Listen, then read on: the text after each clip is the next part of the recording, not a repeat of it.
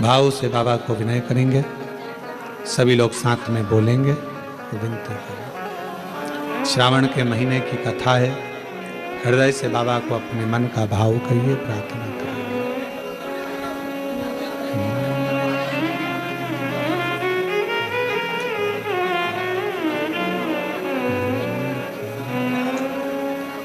श्री शिवाय नमस्तुभ्यं।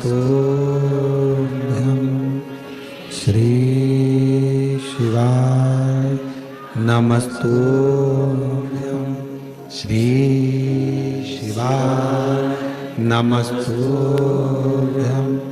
श्री शिवाय नमस्तुभ्यं।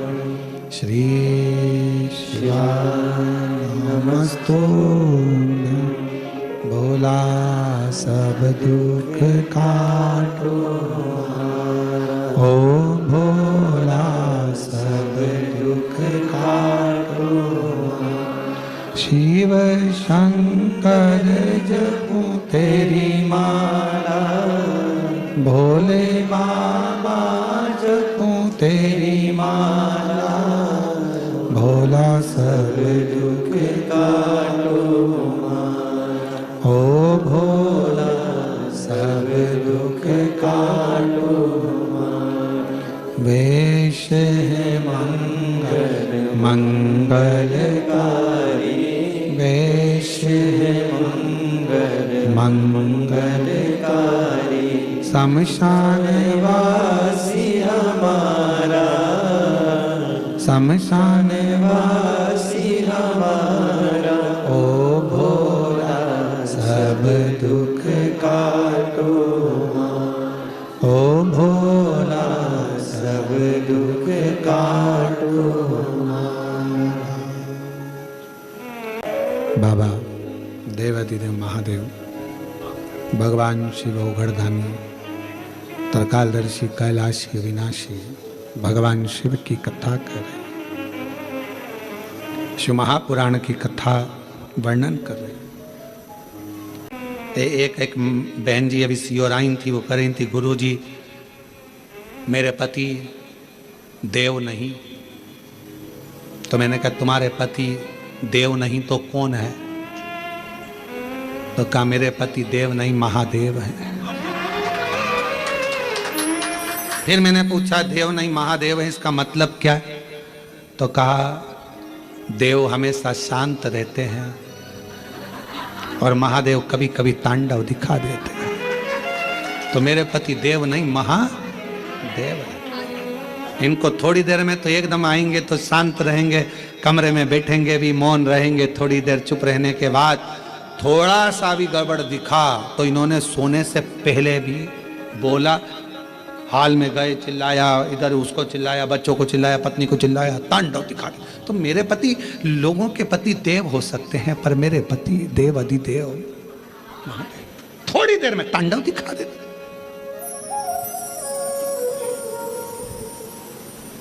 फिर पति पास में खड़ा था, उसने हाथ जोड़कर कहा गुरुजी मेरी पत्नी पत्नी नहीं है, मेरी पत्नी धर्म पत्नी है। मैंने पूछा क्यों? मैं कभी सीहोर नहीं आता पर ये मुझे पकड़कर सीहोर तक लेकर आ गई, ये धर्म पत्नी ये लेकर आई है मुझे। धर्म के पथ पर जो तुम्हें लेकर जाए, धर्म के पथ पर तुमने किस तरीके से कमाया? झूठ बोलकर, छल कर कर, कपट कर कर, बेईमानी कर कर, प्रपंच कर कर, क्या कर कर कमाया? उसका भोग ना पत्नी भोगेगी ना बच्चे भोगेंगे। उसका कर्म का भोग तो अपना अकेले को भोगना है। इसलिए एक बात याद रखो, तुम्हारे घर में जो तुम्हारी अर्धांगिनी है उसको धर्म पत्नी कहते हैं। धर्म पत्नी का मतलब क्या होता है? जो पति को धर्म के पथ पर ले जा। पति कमा कर लाया 100 रुपए, उसने उसमें से 1 रुपया निकाला, कहीं किसी गरीब के भोजन में, प्यासे के पानी में, कहीं शिक्षा में, किसी की दवाई में, किसी को भोजन कराने में पत्नी ने वो 1 रुपया निकाल दिया। तुमको भी वो पत्नी चाहती है कि तुम नहीं निकाल पाओगे, क्योंकि जो व्यक्ति कमाता है वो दान नहीं कर पाता। बड़ा कठिन है उससे धर्म निकलना, हाथ से छूट पाना, क्योंकि उसको मालूम मैंने कैसे कमाया, मैंने पैसा इकट्ठा कैसे करा। पर पत्नी को मालूम है अगर ये नहीं करूंगी तो हो सकता है कि मैं तो इस धन का भोग कर लूंगी, पर मेरे पति को तो जवाब देना पड़ेगा ना। इसलिए उसका नाम धर्म पत्नी है। पति की कमाई में से थोड़ा सा निकाल कर धर्म में लगा देती है, पति को भी बेकुंठ तक लेकर जाती है। वो धर्म पत्नी, वो धर्म पत्नी का पथ निश्चित करती है। अजामिल की कथा सुनी है भागवत जी में। ब्राह्मण था, विद्वान था, खूब पढ़ा लिखा था, विद्वान भी है, ब्राह्मण भी है, पढ़ा लिखा भी है, विद्वत्ता भी है, उसके अंदर सब कुछ है। भगवान का भजन भी करता था बाल्यावस्था में। ऐसा नहीं कि बाल्यावस्था में भगवान का भजन नहीं करा अजामिल ने। उठाओ, श्रीमद् भागवत में वर्णन आता है। श्रीमद् भागवत कथा कहती है कि अजामिल बचपन से शिव भगवान की, राम की, कृष्ण की, नारायण की भक्ति करता।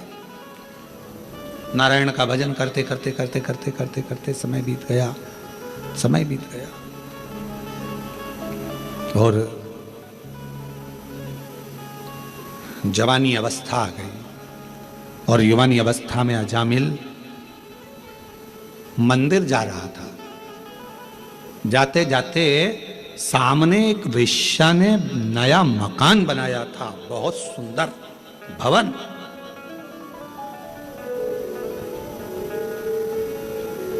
ध्यान गया।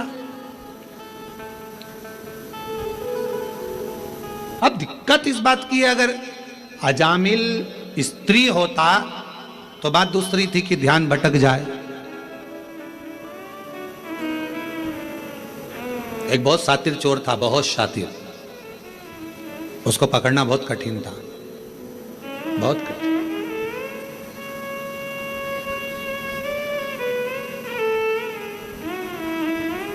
उसको पकड़ना बहुत कठिन था। पर एक पुलिस वाले ने कहा कि मैं चोर को पकड़ सकता हूं। एसपी साहब ने बुलाया, आईजी ने बुलाया, डीआईजी ने बुलाया कि तुम कैसे कह सकते हो कि तुम पकड़, मैं पकड़ लूंगा। अगर चोर यहां से निकलेगा तो मैं पकड़ लूंगा, ठीक है। पर चोर इतना शातिर था कि उसको पकड़ना मुश्किल था।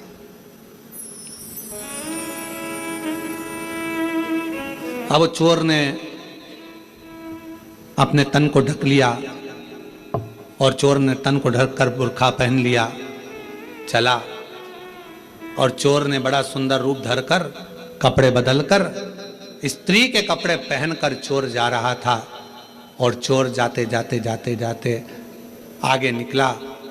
उसको कोई नहीं पहचान पाया, पर पुलिस वाले ने उसको पहचाना। जिसने शर्त लगाई थी कि मैं पहचान सकता हूं, मैं बता सकता हूं, उसने पहचाना। और पहचाना, पकड़ा, ले गए थाने में। उसको देखा तो वही चोर था। एसपी साहब ने पूछा कि कोई नहीं पहचाना, तुम कैसे पहचाना कि ये पुरुष नहीं स्त्री है, स्त्री नहीं पुरुष है, तुम कैसे पहचाने? उस पुलिस वाले ने कहा, साहब ये सुनार की दुकान के सामने से जा रहा था, बाजू में कपड़े की भी दुकान थी, बहुत सुंदर साड़ियों की, सूट की दुकान थी, उसके पास में ही ब्यूटी पार्लर भी था, उसी के आगे आर्टिफिशियल ज्वेलरी की दुकान भी थी, फिर उसी के पास में चूड़ियों की दुकान भी थी, जैसे कोरबा में है। सब दुकानें लाइन से थी और 4 दुकान एक जैसी लाइन से थी, सारी स्त्रियों की थी। ये वहीं से निकल रहा था। अगर ये लेडीज होता तो पलट कर जरूर देखता, पर ये एक भी दुकान पर घूर कर नहीं देखा, पकड़ाई में आ गया कि ये स्त्री नहीं, ये औरत है ही नहीं, ये स्त्री है ही नहीं। एसपी साहब ने कहा इसका प्रमोशन होना चाहिए, बड़ा चतुर है, बड़ा चतुर, इसकी विद्वत्ता बड़ी प्रखर है।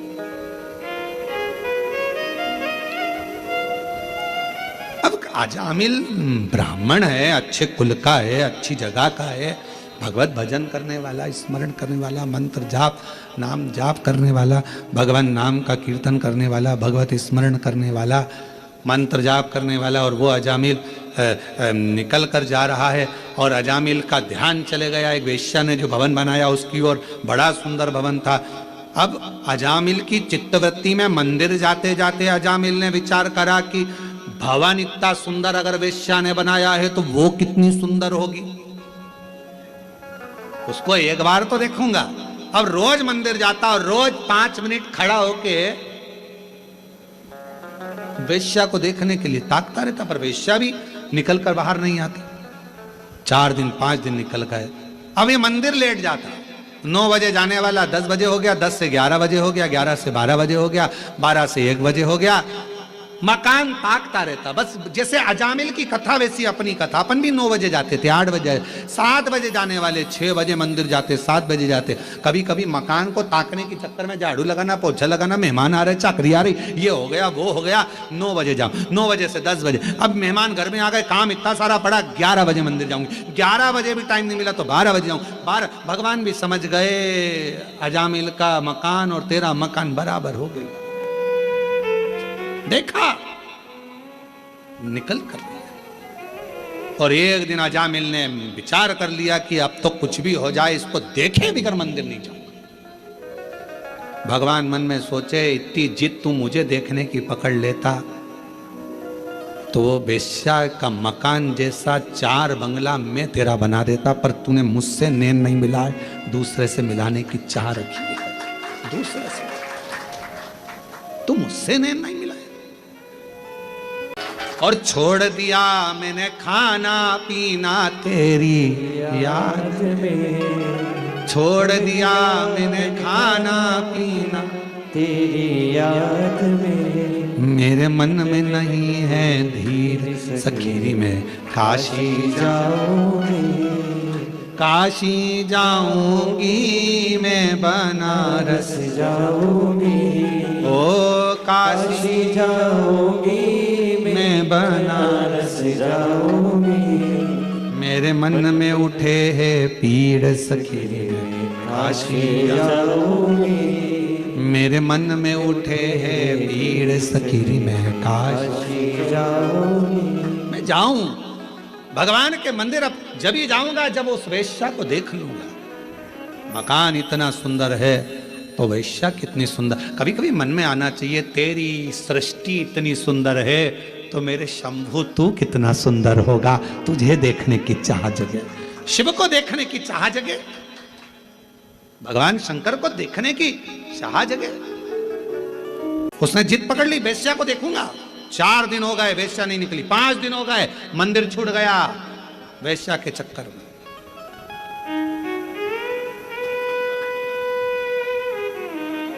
होता है कई बार घर में धन रखा रहे, पैसा रखा रहे, तो घर में धन पैसा रखा रहता है तो कोई लोग बोल के, मम्मी घर छोड़ के मत जाना, थोड़ा सामान पड़ा हुआ है। पापा घर छोड़कर, बेचारे पापा रोज मंदिर जाते थे, वो धन के चक्कर में जाऊंगा। वो लोग कह रहे क्यों मंदिर नहीं आ रहा, आऊंगा, थोड़ा बच्चे बाहर गए हैं घूमने फिरने के लिए, गोवा गए हैं। अच्छा तो मंदिर कब, जब वो आ जाएंगे, घर सूना छोड़कर कैसे आऊं थोड़ा सा। अब एक बार अगर देख लूं, 4 दिन निकल गए वेश्या नहीं दिखी, 5 दिन निकल गए वेश्या नहीं दिखी, 6 दिन निकल गए, 10 दिन निकल गए वेश्या बाहर नहीं निकली, 15 दिन निकल गए वेश्या नहीं निकली, मंदिर ही नहीं जाता। 1 महीने के बाद वेश्या अपने कक्ष से छत के ऊपर आई। इस अजामिल ने उस वेश्या को देखा और मन में सोचा कितनी सुंदर है, इसको तो मैं अपनी अर्धांगिनी बनाऊंगा, पत्नी। वेश्या का संग कर लिया। अब मंदिर नहीं जाता, अब तो वेश्या हमेशा फूल लेके मंदिर जाता, तब फूल लेके वेश्या।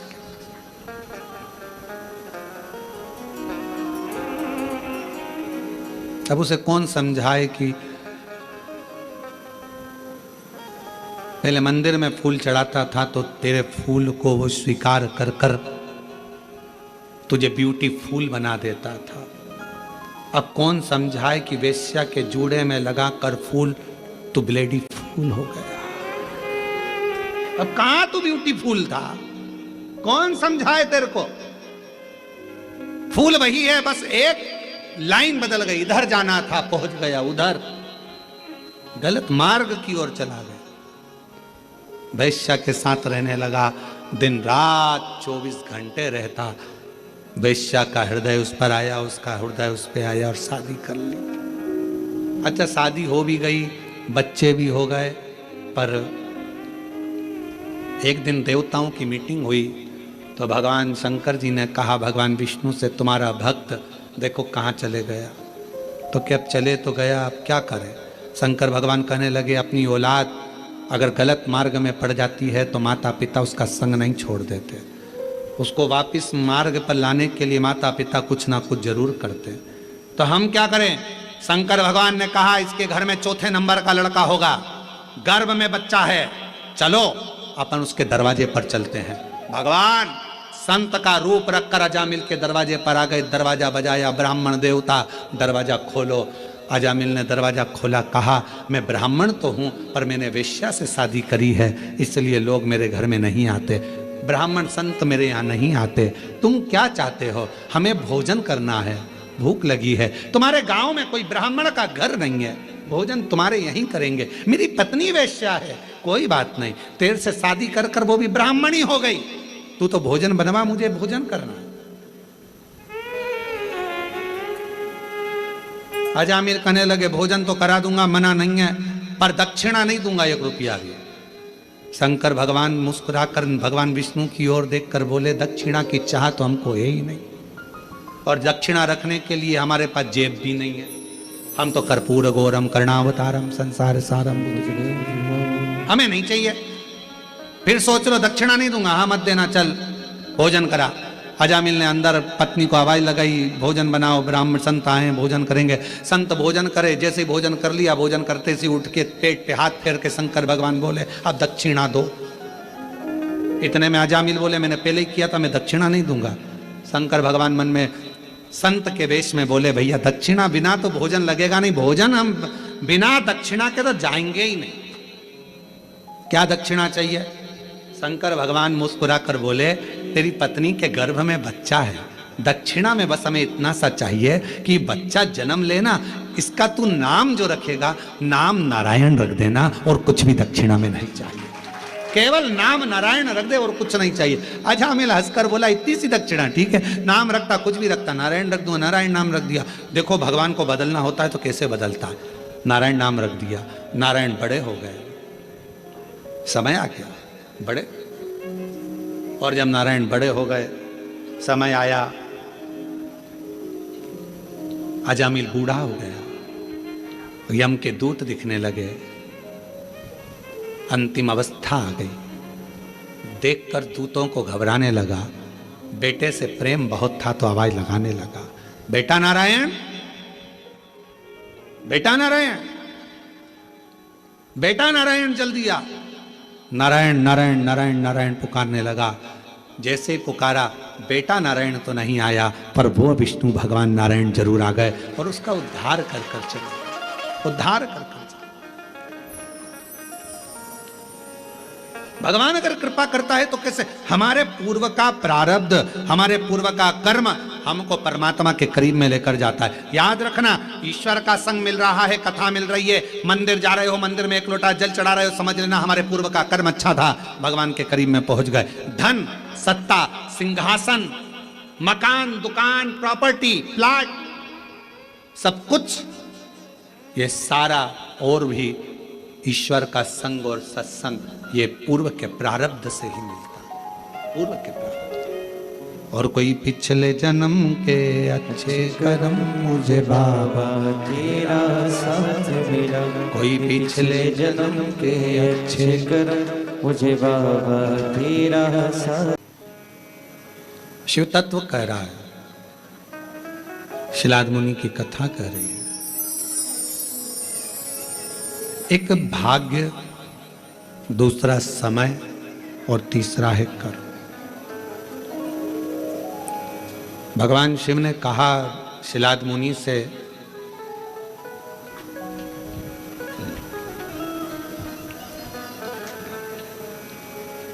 हो सकता है कि तुम्हें कुछ प्राप्त करने में समय ज्यादा लगा हो, पर यह निश्चित है समय ज्यादा लगने पर भी यदि कुछ अच्छा मिल रहा है तो शिव की कृपा से वो अटल रहने वाला, हमेशा रहने वाला मिल रहा है। वो हमेशा रहने वाला है। थोड़ा मेहनत करने के बाद अगर कोई चीज मिलती है ना तो वो थोड़ा टिकती है, रहती है।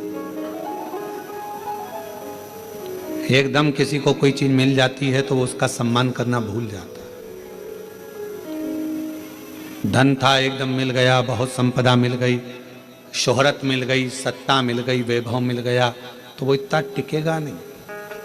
एकदम जो मिला है वो ज्यादा टिकता नहीं। सीढ़ी दर सीढ़ी चढ़कर जो मिलता है, थोड़ा थोड़ा चढ़ते जाओ, आगे बढ़ते जाओ। अच्छा ईमानदारी से बोलो, एक पांव यहाँ रखोगे, एक पांव 4 सीढ़ी ऊपर रखोगे तो कहीं ना कहीं तो धक्का खाकर नीचे गिरोगे। थोड़ा संभल कर चलो, धीरे धीरे चलो। अगर वैष्णो देवी का दर्शन करने गए हो, डोंगरगढ़ वाली माता का दर्शन करने गए हो, विंध्याचल दर्शन करने के लिए गए हो, या अपने यहाँ कोरबा में भी कोई आसपास में देवी धाम, शिव धाम कोई ऊंचाई पर होगा, एक रास्ता जाता है घूमकर फिरकर, थोड़ा दूरी से आराम से चढ़ना है, और एक रास्ता जाता है सीढ़ी सीढ़ी सीढ़ी सीढ़ी। और एक व्यक्ति वो होता है जो पहाड़ पकड़ा, यह पकड़ा, वो पकड़ा और चढ़कर फिर आगे बढ़ा। तो कौन सा रास्ता ठीक है? थोड़ा दूरी का, धीरे से आराम से चढ़कर पहुंचोगे आगे बढ़ोगे तो जरूर थोड़ा समय जरूर लगेगा, परंतु आप अपनी मंजिल तक पहुंचोगे और थोड़ा ठहरोगे। शिलाद मुनि से भगवान शिव ने कहा, शिलाद तुम को देने के लिए मैं आने में समय लग गया, उस समय का इंतजार करो। पर क्यों समय लगा? क्योंकि तुमने अभी तक जो करा था उसमें मेरी तप साधना में कोई कमी रह गई होगी, कोई कर्म ऐसा नहीं कर पाए जिसके बल पर मैं आ नहीं पाया। अगर भरोसा पक्का होता है तो शिलाद मुनि ने पूछा कि आपने आने में देर लगा दी। शिव जी ने कहा 3 चीजें हैं, भाग्य, समय और कर्म। भाग्य में हुआ तो मनुष्य का देह मिल गया, भाग्य में हुआ तो अच्छा जीवन मिल गया, भाग्य में हुआ तो सत्कर्म हो गया, और कर्म अच्छा करा तो तुम्हारा जो बेकार समय चल रहा था वो भी पलट गया। कब पलटता है बेकार समय? जब हमारा कर्म अच्छा हो।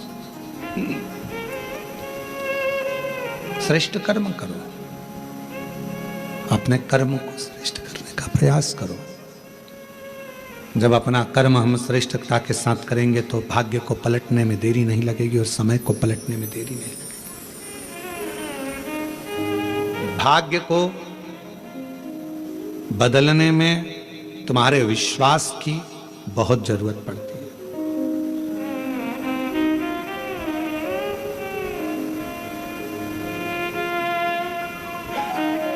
पांच चीजें प्रारब्ध से प्राप्त होती है।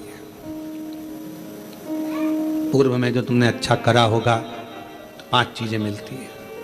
पहले नंबर पर धन, तुम्हारा पूर्व में किए गए पुण्य से मिल जाता है, प्रारब्ध से मिल जाता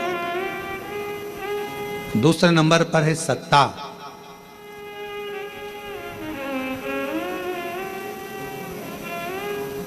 कोई सरकारी नौकरी मिली है, कोई अच्छी नौकरी मिली है, कोई अच्छी जगह पर आप अधिकारी बनकर, कोई अच्छी जगह पर पद पर अगर आप बैठे हो, सत्ता में बैठे हो, तो ये पूर्व के प्रारब्ध से मिला है। तीसरे नंबर पर है सिंहासन।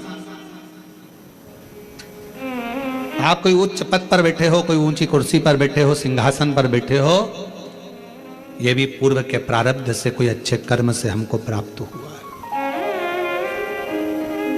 इसमें आपका नहीं। धन मिला पूर्व के फल अनुसार, सत्ता मिली पूर्व के फल अनुसार, सिंहासन मिला पूर्व के फल अनुसार। चौथी चीज कही मकान, दुकान और प्रॉपर्टी, जमीन, यह भी आपके प्रारब्ध से, पूर्व के कर्म के अनुसार मिलती है। कभी कभी किसी व्यक्ति का प्रारब्ध नहीं रहता, उसका पूर्व का कर्म नहीं रहता। पिताजी के पास में करोड़ों, 5 एकड़ जमीन वहां, 10 एकड़ जमीन वहां, 15 एकड़ जमीन वहां, 25 एकड़ जमीन वहां, बड़ा बड़ा बंगला, बड़ी बड़ी प्रॉपर्टी, और बच्चे का प्रारब्ध नहीं है, किस्मत नहीं है, तो तो वो बड़ा होते होते उसकी पूरी प्रॉपर्टी बर्बाद हो जाती है, मकान दुकान बंगला सब समाप्त हो जाता है। और ये आप अपने आसपास के मोहल्ले में, क्षेत्र में, कॉलोनी में, रिश्तेदारों में, नातेदारों में देख सकते हो।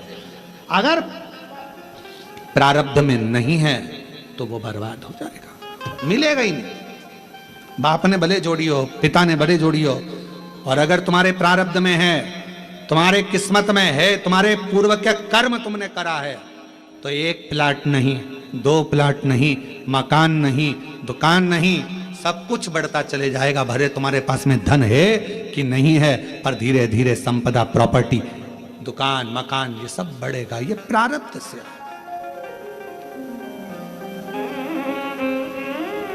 और 5वें नंबर पर कहा कि वो प्रारब्ध से मिलता है, पूर्व के कर्म से मिलता है। क्या? तो कहा भगवान का संग, सत्संग, शिव महापुराण की कथा और ईश्वर का संग। यदि आप शिव जी के मंदिर जा रहे हो, शिव महापुराण की कथा सुन रहे हो, भगवान का भजन कर रहे हो, भगवान से जुड़े हुए हो, तो ये तुम्हारा आज का नहीं, पूर्व का कोई प्रारब्ध कर्म होगा जिसके कारण परमात्मा ने अपने से जोड़ रखा। इस कलिकाल में किसको फुर्सत, किसको फुर्सत? आपके पास भी समय नहीं है। आप लोग वो तो यहाँ आए हो, मन है कि हमें कथा सुनना है, सावन के महीने की कथा सुनना है। आपके पूर्व का कोई प्रारब्ध होगा, आपके पूर्व का कोई कर्म होगा। कोई पिछले जन्म के अच्छे कर्म मुझे बाबा तेरा साथ मिला, कोई पिछले जन्म के अच्छे कर्म मुझे बाबा तेरा साथ मिला। जहाँ सारी दुनिया झुकती है, जहाँ सारी दुनिया झुकती है, मुझे वो आली दरबार मिला, दरबार।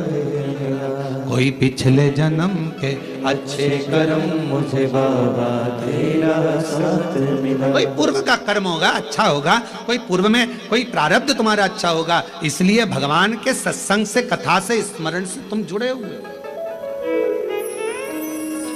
5 चीजें प्रारब्ध से मिलती हैं, पूर्व कर्म से मिलती है। बोलते जाओ। पहले नंबर पर धन, दूसरे नंबर पर सत्ता, तीसरे नंबर पर सिंहासन, चौथे नंबर पर दुकान मकान प्रॉपर्टी, और 5वें नंबर पर ईश्वर का संग, सत्संग। ये पूर्व का होगा तो मिलेगा, पूर्व का नहीं है तो तुम 50 बार विचार कर लो तो भी तुम सत्संग तक, कथा तक, भगवान तक नहीं पहुंच सकते। बहुत मुश्किल। तो शिलाद मुनि ने कहा, आने में इतनी देरी लगा दी। भगवान शिव कहने लगे, समय, भाग्य और कर्म, ये तीनों की श्रेष्ठता होती है तब शिव आते हैं। शंकर भगवान ने शिलाद मुनि को पुत्र होने का वर दे दिया, बेटा होने का वर दिया, और कहा बेटा भी होगा तो मेरी सेवा करेगा, मेरे लिए जन्म लेगा, मेरा ही अंश होगा। शिलाद मुनि के यहाँ जो पुत्र ने जन्म लिया उसी का नाम नंदीश्वर हुआ, वही नंदी। श्रावण मास की यह पवित्र शिव महापुराण की कथा कर रही है। हमारे पूर्व का प्रारब्ध हमें भगवान के करीब में लेकर आता है। जैसे शिव महापुराण की कथा में देवराज नाम के ब्राह्मण का चरित्र आता है। देवराज नाम का ब्राह्मण चोरी करता, धन एकत्रित करता, और चोरी का धन लेकर आखिरी में जब अंतिम समय आया तो वो चोरी का धन लेकर शिवालय तक पहुंच गया। क्यों? क्योंकि देवराज नाम के ब्राह्मण की जो मां थी, देवराज नाम के ब्राह्मण की जो माता थी, वो शिव की उपासक थी, शिव की उपासक थी। शंकर की आराधना करती, शिव जी का प्रसाद लाती, प्रसाद लाकर देवराज को देती।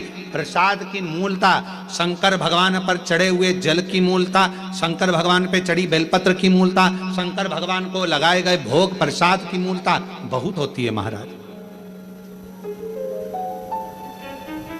हमने कई बार देखा है कथाओं में, जब किसी का पत्र पढ़ते हैं और वो बेलपत्र लेकर जाता है ना, तो कई माताएं भाई उसका हाथ में जो बेलपत्र रहता है उसका भी प्रणाम करती हैं कि ये शंकर का प्रसाद जा रहा है। लोग उसको देखने के लिए तरसते हैं, दर्शन के लिए, प्रसाद जा रहा है, उसका भी स्पर्श कर लेते, उसका भी स्पर्श। देवराज नाम का ब्राह्मण, उस देवराज नाम के ब्राह्मण का कोई पूर्व का प्रारब्ध जो उसकी माता और आपसे भी निवेदन है, जैसे देवराज की माता रोज मंदिर जाती है, थोड़ा सा जल लाती है, छींटती है आंगन में, अपने भवन में थोड़ा सा जल लाकर सब बच्चों को देती है, नहीं पीते तो उनकी पानी, हम तो कहेंगे आपके बच्चे स्कूल जाते हैं, थोड़ा सा पानी आप अगर शिव जी पे चढ़ा हुआ जल लाती हो ना, तो उसमें से 2 बूंद जल उसकी बोतल में भी डाल दिया करो, ऐसे नहीं पियेंगे तो ऐसे तो पियेंगे। अपने बच्चों को सत्मार्गी बनाना है, हमें थोड़ा विवेक श्रेष्ठ करना है।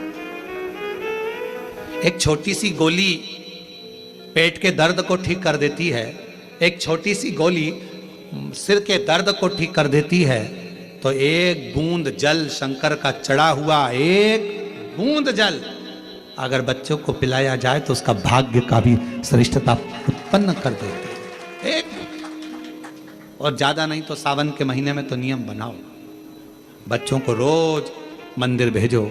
जितने भी शिव भक्त कथा को सुन रहे हैं ऑनलाइन, शिव महापुराण की कथा को श्रवण कर रहे हैं, सावन के महीने में कोरबा से इस पवित्र कथा का लाभ ले रहे हो छत्तीसगढ़ से, तो निवेदन कहूंगा नियम बनाओ कि हम अपने बच्चों को मंदिर तक जरूर भेजें। श्रावण के महीने में शिव की आराधना में लगा जरूर ले। देवराज नाम का ब्राह्मण शिवालय में गया, चोरी का धन था, आवाज आ रही थी तेज, बाहर निकल कर आ गया, बेलपत्र के वृक्ष के नीचे बैठा और बैठने पर उसके प्राण छूट गए। प्राण छूटे तो वो भगवान शिव के धाम चले गया। क्यों? एक तो शिवालय, दूसरा शिव पुराण की कथा, तीसरा बेलपत्र की छाया, ये सब उसको मिल गया था। तो देव अधिदेव महादेव उसको नंदी में बिठा कर कैलाश धाम तक लेकर चले। ऐसी शिव महापुराण की महत्वता है, शिवधाम तक लेकर। और कोई पिछले जन्म के अच्छे कर्म मुझे बाबा तेरा साथ मिला, कोई पिछले जन्म के अच्छे कर्म मुझे बाबा तेरा साथ मिला। जहाँ सारी दुनिया झुकती है, जहाँ सारी दुनिया झुकती है, मुझे वो आली दरबार मिला, दरबार। पिछले जन्म का पुण्य था जो देवराज की गति सुधर गई। एक बिंदुक नाम का ब्राह्मण था, शास्त्र कहता है उसका भी कोई प्रारब्ध पूर्वक का था, जो उसने प्रेत की योनि को मिली पर शिव महापुराण की कथा से मुक्त हो गया। उसकी पत्नी बड़ी भटकी थी मार्ग से, फिर मार्ग पर आई। बिंदुक पानी में डूबकर मर गया। चंचुला काशी में गई और अपने प्राण त्यागे, शिवधाम में गई, पार्वती जी की सहेली बन गई। ये पत्र अग्रवाल जी की धर्म पत्नी ने लिखा। मैं लता अग्रवाल, आपने लिखा है? जी जी, अच्छा खड़े हो जाओ। मैं लता अग्रवाल, पति भरत कुमार अग्रवाल, कोरबा की निवासी हूँ, प्रणाम करती हूँ। गुरुजी, हम नहीं जानते थे कि 1 लोटा जल का महत्व क्या होता है, हम नहीं जानते थे कि पशुपति व्रत कैसे करना है, हम नहीं जानते थे कि शिव की आराधना कैसी करना है। पर आज लोगों को अगर शिव मंदिर से और भगवान शंकर की भक्ति से जोड़ा है, तो आपने जोड़ दिया, शिव पुराण ने जोड़ दिया। गुरुदेव, लोग हाट सीट पर बैठकर केबीसी में करोड़ों रुपए जीत कर अपने आप को किस्मत वाला समझते होंगे, पर आज हम कोरबा वासी आपकी कथा में ऑनलाइन बैठकर भी हम अपने आप को किस्मत वाला समझते, भाग्यशाली। ये शिव की उदारता। बहन धन्यवाद, बहुत बहुत अच्छे पत्र लिखने के लिए। और आपने लिखा, आप हमेशा मुस्कुराते रहें, केवल एक ही युग में नहीं, शताब्दियों में कथा श्रवण कराते रहें। ये स्नेह है आप लोगों